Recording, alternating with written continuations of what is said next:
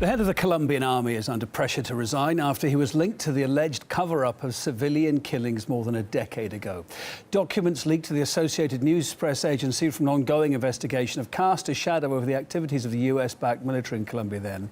The documents show that the military leader made several questionable payments to supposed informants that led to combat operations against suspected rebels. The generals, however, denied his involvement in any extrajudicial killings. Caleb Mopin takes up this complicated story. Colombia's top-ranking general is facing some new damning revelations. This is the latest blow to the reputation of the country's U.S.-backed military and its crackdown on leftist guerrillas decades ago. Human Rights Watch has long been raising and highlighting atrocities.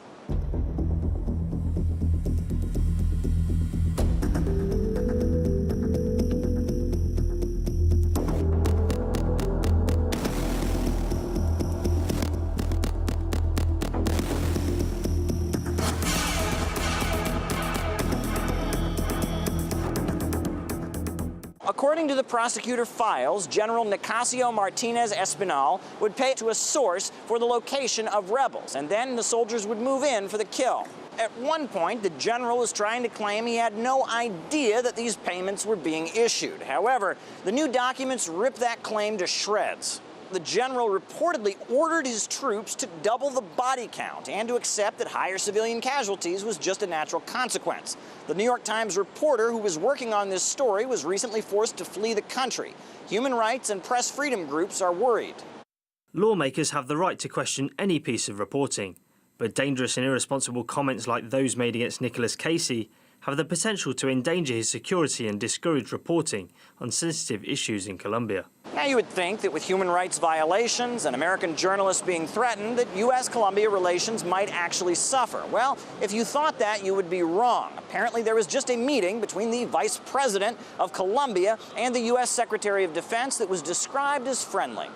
We always thank to the United States support. For many years, we have been working together with your institutions. The USA continues to shower weapons on Colombia, seeing it as a useful ally against Venezuela, Bolivia, and other opponents. Trump just spoke highly of the U.S.-Colombia partnership. I just want to thank the President for working with us, and we're working together. Our militaries are very focused and working together. People in Colombia are deeply concerned about this situation, and they want to see justice served and for the truth to be uncovered. It's also vital for the government and its international status. We do not know whether the general will lose this post. This is the task of the justice system, which needs to resolve the case.